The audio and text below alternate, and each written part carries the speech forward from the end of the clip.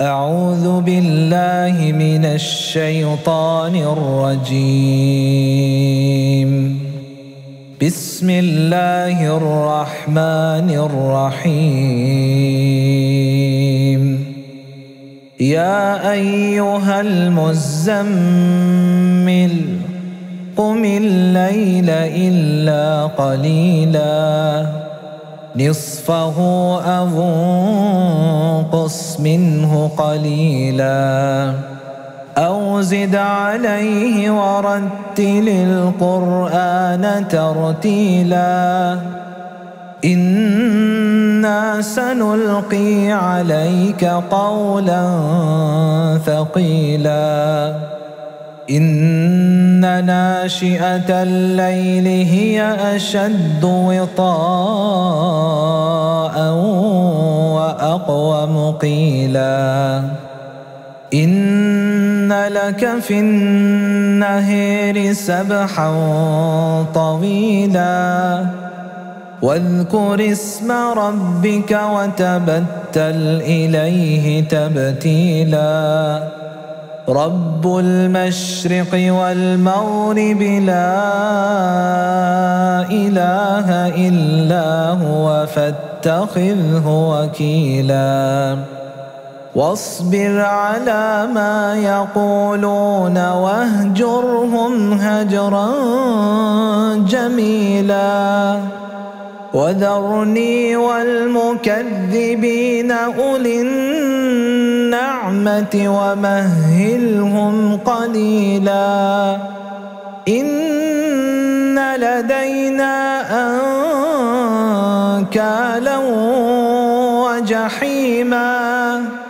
وطعاما ذا غصة وعذابا أليما يوم ترجف الأرض والجبال وكانت الجبال كثيبا مهيلا إنا أرسلنا إليكم رسولا شاهدا عليكم كما أرسلنا إلى فرعون رسولا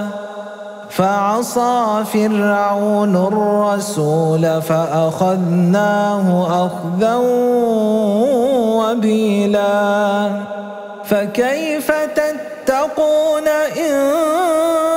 كفرتم يوما يجعل الولدان شيبا السماء منفطر به كان وعده مفعولا إن هذه تذكرة فمن شاء اتخذ إلى ربه سبيلا إن ربك يعلم أنك تقوم أدنى من ثلثي الليل ونصفه وثلثه وطائفة من الذين معك والله يقدر الليل والنهار علم أن لن تحصوه فتاب عليكم فاقرؤوا ما تيسر من القرآن علم أن سيكون منكم مرضى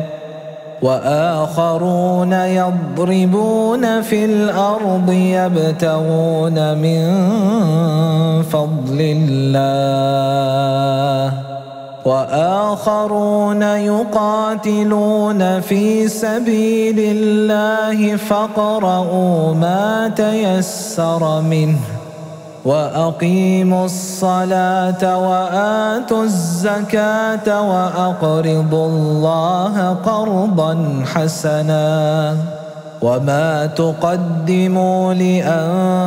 لأنفسكم من خير تجدوه عند الله هو خيرا وأعظم أجرا واستغفروا الله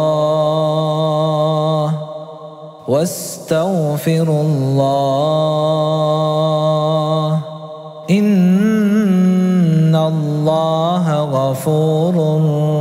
رحيم.